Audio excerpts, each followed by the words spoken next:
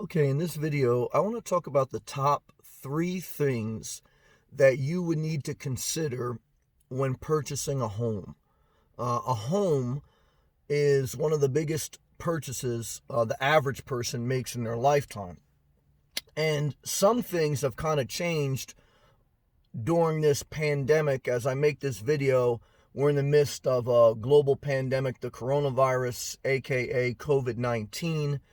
In America, over 60,000 people have died. That's more than the Vietnam War.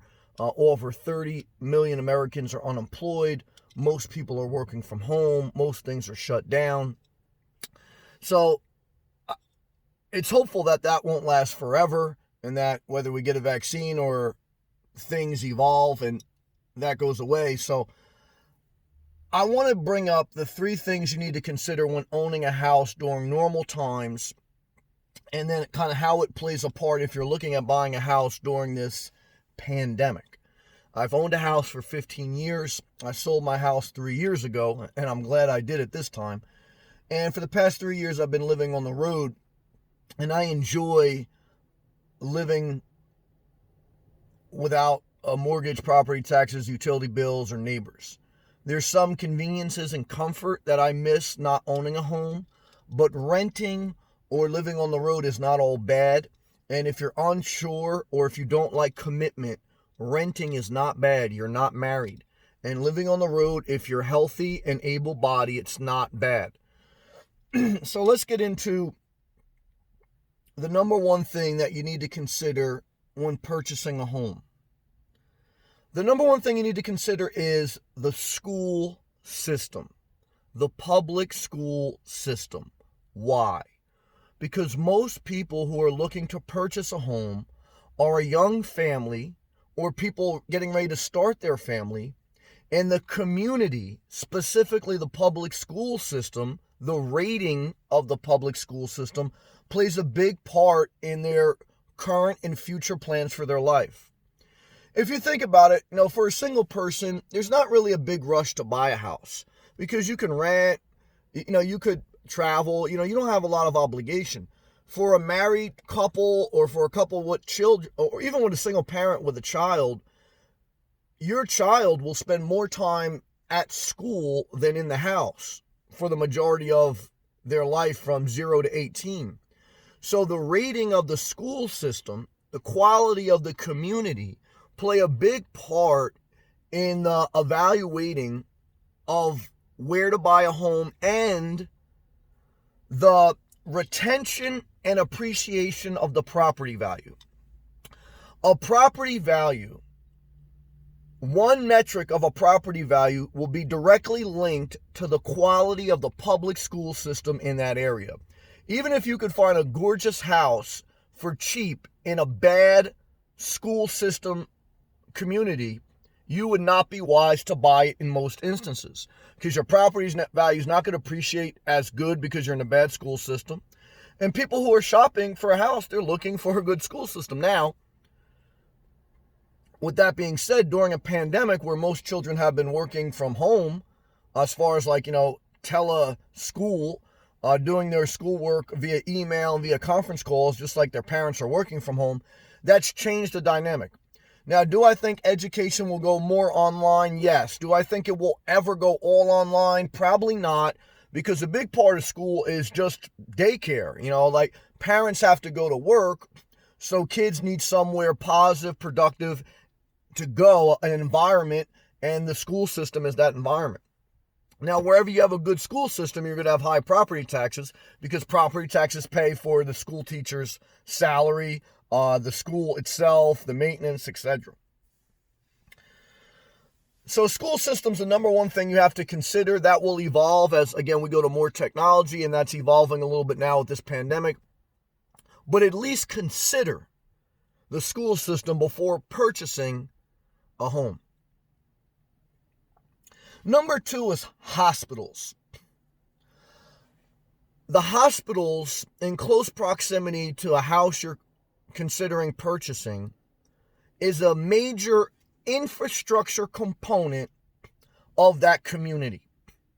The quality of the hospital is in some way a reflection of the community with regards to job opportunities, with regards to education, and with regards to quality of life for people living in that proximity.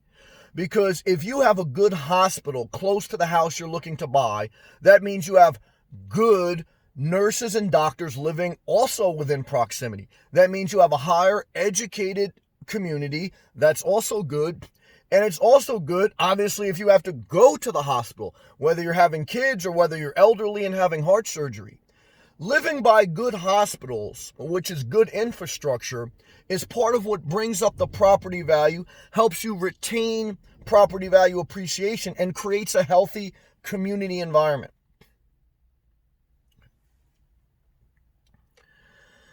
The number 3 thing you need to consider when purchasing a home, okay, is the eye test location. Okay. On a very basic level, what you need to do that you can't do online, you can do it via Google Maps and Street View and Area View, but you need to drive around the community and you need to consider, does the community look appealing when I drive through it? Does the house itself I'm looking to buy look appealing? Does it have a view? And just what do I get when I look at it physically? Okay, because that's what a lot of people go by in life. Like when people decide to date someone, a big part of it is, well, what do they look like? Now, you can buy property as an investment and say, well, look, I want to buy the worst house on a nice street. Okay, but don't forget now, buying for an investment and buying for a primary house are two different things, even though buying for a primary house is still somewhat of an investment. But even if you're going to do that, if you're going to buy a bad house in a nice neighborhood, you just have to remember that's a lot of work, time, and extra money, and you're sacrificing years out of your life dedicated to a building rather than dedicated to your own personal goals, traveling, etc. So just remember that nothing is free. Even a house that's below market value, it's not free. There's a lot of most construction budgets need to be doubled. So if you look at a house and you say, oh, it's going to cost $30,000 to renovate it, I would estimate it's going to cost $60,000. There's a lot of logistics with permits, with coordinating of contractors, getting materials, and especially even now with the pandemic, the permits and building inspections, those things are, look, by the time you watch this video, they may change, but right now those things are on hold or slow. Is it by an ocean? Is it by a mountain? Is it by a lake? That's part of the location eye test. Now, is it in a vacation area? A vacation area may appreciate faster and be a good second home location, but during a downward economy, second homes and vacation homes go down in value because most people are looking to liquidate their assets and only keep their primary home.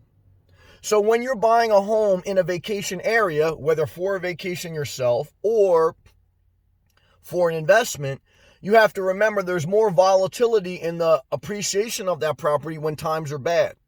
Because when times are bad, people want to cut their budget and they're going to try to keep their primary house, but they're going to try to get rid of their vacation house. That'll cause your vacation property to go down in value. There's no exact science to buying a house. There's no exact science to life. However, life is a level of science. Science is collecting data, studying it, and forming a conclusion. So when you go on Realtor.com, you can see the school rating. When you go on Zillow.com, you can see different statistics on when it was last sold, property taxes, other home values in that area, etc. There's many other things that you have to consider with regards to your budget and living below your means, and calculating home insurance costs, property value, property taxes, etc. But I'll end on this in general terms. Don't buy where you don't want to live. Don't buy in a neighborhood that you think maybe in the future it'll be nicer, but you don't want to live there. In my opinion. Why? Because why are you going to waste years out of your life? Don't buy too expensive house. Because in my opinion, you don't want to get roommates and you don't want to borrow money from your family members to be able to live to be able to afford living there. Home ownership is a big commitment, a lot of maintenance. It's like being married. So when you buy a property, you have to ask yourself, are you ready for a level of commitment and maintenance? If you're not, there's nothing wrong with renting. Renting is dating. Do you have a family? Are you single? Is it an investment? Is it an investment or is it a primary house? These are things that go through my mind. And I tried to give you 3 things and a few others at the end here to really consider as you look at buying a property. Don't feel bad if you bought the wrong property. I've made the wrong investments in life, and everyone else in this world has made bad investments. Okay, the richest people in the world have gone bankrupt several times. So there's no guilt tripping. There's no like beating yourself up. There's just thoughtful conversation about things you need to consider when purchasing a home. If this video helped you, I appreciate if you click the thumbs up, subscribe if you're not, check out my playlist and my Patreon. And I will see you guys in the next video. Peace and love.